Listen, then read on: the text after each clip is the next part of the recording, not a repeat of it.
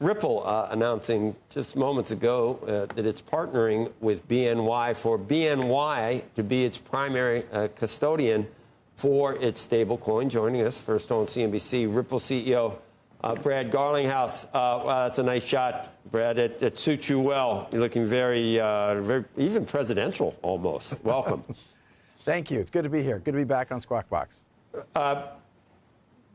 You need a custodian for your stablecoin. Why BNY?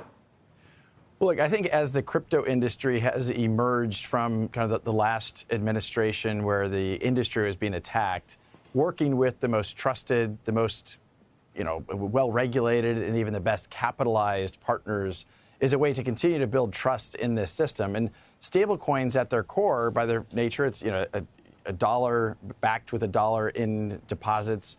BNY Mellon has, for a very long time been amongst the most trusted partners out there for as a custody bank. So we're really pleased. We think it's indicative of the shift of tide where we've had headwinds for this industry are now becoming tailwinds. And I think we're going to see a lot of growth.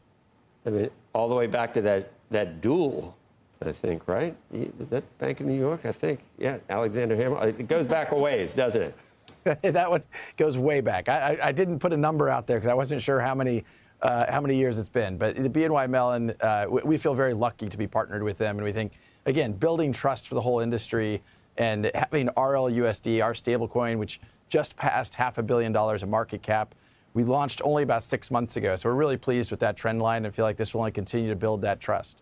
It's small compared to some of your competitors, though, at this point.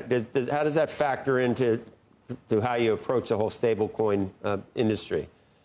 So the stablecoin industry is about $250 billion today.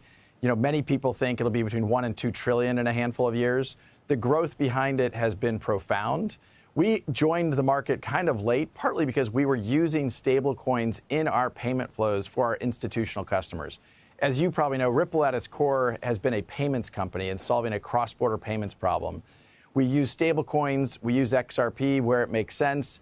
And stablecoins, when we were using that, we were a big part of activity for us. We were minting a lot, and we thought we can participate in this market, given our institutional background, given the fact we've leaned into compliance and been very regulated. We have over 60 global licenses to participate in these markets. So we feel like the growth ahead will serve us well as we continue to serve that institutional client. This doesn't.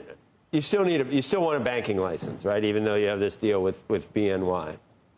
Well, yes, is the short answer. We have pursued and requested application to apply for an OCC license as well as a Fed master account.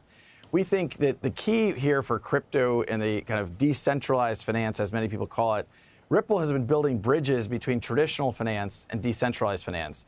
The world isn't going to be taken over by crypto. Instead, we think about how do we take the best of what crypto brings in facilitating faster, cheaper transactions and bring it to traditional finance. That's been at the heart of what Ripple has been focused on from the beginning.